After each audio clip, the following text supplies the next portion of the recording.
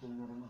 Kaya 5 taon ako sa bundok na ito at sa akin pinahayag ang lahat ng mga bagay na ito. Sinunod ko at ito ngayon na nakasulat sa aking puso't isip sapagkat ang kasunduan, ang kasunduan, isusulat ang kanyang mga batas, hindi na dito sa papel, kundi dito na sa ating puso't isip. Magiging buhay natin ang kanyang mga salita. Yun ang ibig sabihin ng tunay na born again sa John 3:5, John 3:3 to John 3:5. Born again in the spirit of obedience to the Father's will. Kaya pagka born again na, hindi na naunawaan kung anong ibig sabihin nun.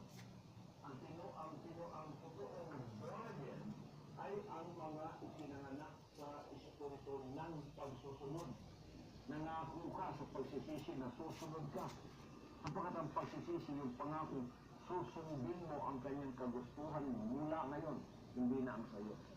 Pero hindi na ang ganoon nun. Susubukan ka pa sa sinabi mo. Kaya meron tayong mga salita dito na pagkatapos mong pumasok sa tipan, magsisi ka na, tapos babautismuhan ka. Yun ang tinatawag na anak ka na ng tipan. Pero hanggang ka pa lang, infant ka pa, pero anak ka na. Maaaring kang tagapagmana. Pero dadaan ka pa sa proseso ng spiritual growth and maturity. So pagkatapos niyan, aalis ka na sa pagiging bata, magiging ano ka na, magiging alis ka na sa childhood, tapos pupunta ka na sa iyong